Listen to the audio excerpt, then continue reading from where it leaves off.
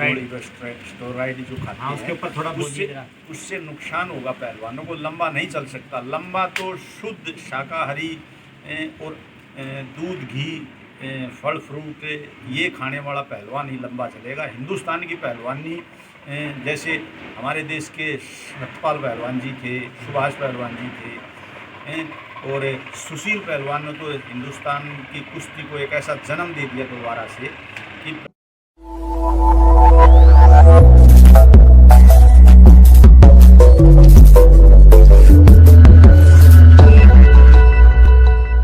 नमस्कार भाइयों, में भारत देश की शान और बहुत अच्छे पहलवान रहे अपने टाइम के, टॉप के पहलवान है धर्मवीर पहलवान जी। वो गांव बामड़ोली में आज के टाइम में बहुत बड़ा अखाड़ा चला रहे हैं। इनके सगे भांजे हैं भारत केसरी हिंद केसरी पहलवान जी हितेश पहलवान जी, हितेश बहादुर बड़े काड़े के नाम से जाने जाते हैं। और इनके पास बहुत अंतर्राष्ट्रीय पहलवान स्तर के तैयार करेंगे भारत केसरी। तो खुद बहुत देश के बहुत अच्छे पहलवान हैं हिंदुस्तान में, महाराष्ट्र, कर्नाटक, पूरे इंडिया के अंदर दंगल रहे हैं टॉप के और अच्छे पहलवान रहे। पहलवान जी अपने जीवन परिचय दीजिए। भाई 2005 में हमने अखाड़ा चलाया यहाँ पर गाँव बामड़ोली में। वो हितेश जब बिल्कुल छोटा था तभी इसको कबड्डी खेलने का शौक़ था। कबड्डी हाँ, तो मैंने इसको बताया भाई कबड्डी चोट लगने का गेम है और कुश्ती कर तो इसका रुझान बढ़ा कुश्ती में। इसने मेहनत करी और अब ये लगाओ 14-15 साल से लगातार ये पहलवानी में है।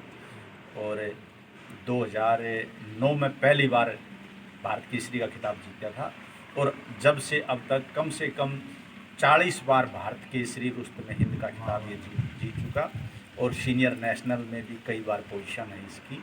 इसने देश के नामी पहलवानों को सबके साथ अंतर्राष्ट्रीय स्तर पे क्या क्या टूर्नामेंट जीते हुए? अंतर्राष्ट्रीय साउथ एशियन गेम में गोल्ड है, सेफ गेमों में गोल्ड है, कॉमनवेल्थ में गोल्ड है और अमेरिका में एक टूर्नामेंट हुआ था उसमें भी सेकंड पोजीशन आई थी 2012 में ओलंपिक से पहले। हाँ, इसने कई बार कम से कम 8 बार टूर हैं इसके विदेश के, उसमें मेडल भी है, मेडल भी हैं।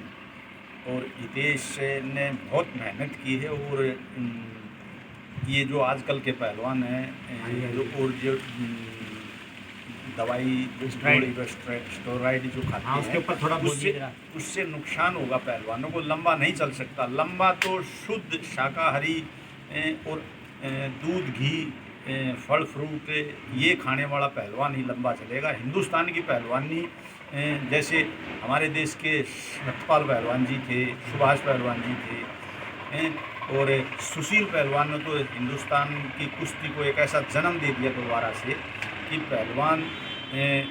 पहलवानों को एक बार एक ऐसा समय आया था कि पहलवानों को लोग बुरी नज़र से देखने लगे थे कि कब्जे कर लेते हैं पहलवान, ताकत होने के बाद लोगों से लड़ाई झगड़ा करते हैं। लेकिन सुशील पहलवान ने उस मुकाम पर भारतीय पहलवानी को पहुंचाया उसने।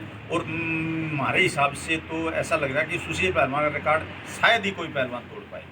उसने 2 बार ओलंपिक में मेडल दिए हिंदुस्तान को और ऐसा पहलवान शायद ही कोई होगा। अच्छा, मैं नमस्कार जी, मैं आपके जीवन परिचय पूछना चाहता हूँ। आपने कब से कब तक पहलवानी करी, कितने मेडल? मैंने सन 88 से और 98 तक 10 साल पहलवानी की और मेरे गुरु कृष्ण पहलवान बापड़ोदिया हिंद केसरी, उनके यहाँ बहादुरगढ़ में मेरे यहाँ नज़दीक अखाड़ा पड़ता, मैं वहाँ पहलवानी करता था। और वहाँ से मैंने 5 नेशनल खेले, 2 सीनियर के और 3 जूनियर के। सीनियर में मेरी पोजीशन नहीं आई लेकिन जूनियर के तीनों में मेरी पोजीशन आई। फर्स्ट सेकंड थर्ड तीनों पोजीशन है मेरी। और मैं अब रेलवे में हूँ करीब 24-25 साल। हिंदुस्तान में मिट्टी के दंगलों में हिंदुस्तान के सोनू पहलवान से, बंसी पहलवान से, अशोक लोहेवाड़ा से, इन सब से कुश्ती हुई है मेरी। सुच्चा पहलवान से, सुच्चा पहलवान हमारे टाइम का 74 केजी का अच्छा पहलवान हुआ जो गुरु हमारे अखाड़े से तो कनाडा रहते हैं, जो भी उसके साथ इन सब के साथ कुश्ती हुई है। और हमारा समय था उस टाइम पर जो हमारे साथ के पहलवान सबसे कुश्ती लड़े हैं हम।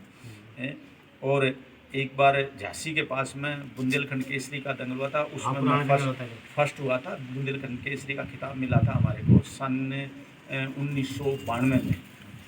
हाँ, और मैं पहलवानों के लिए यही कहूँगा कि पहलवान शाम सवेरे 2-3 घंटे सवेरे 2-3 घंटे शाम को जो पहलवानी करेगा बच्चा, सवेरे 4 बजे उठ के पहलवानी से लगेगा, वो पहलवान ज़रूर बनेगा।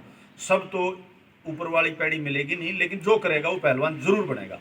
तो पहलवानों से सभी से यही अनुरोध है मेरा, भाई सभी पहलवान अच्छी पहलवानी करें, माँ बाप की सेवा करें, कि माँ बाप का बहुत बड़ा हाथ होता है पहलवान के ऊपर, क्योंकि माँ बाप के बगैर पहलवानी नहीं आ सकती।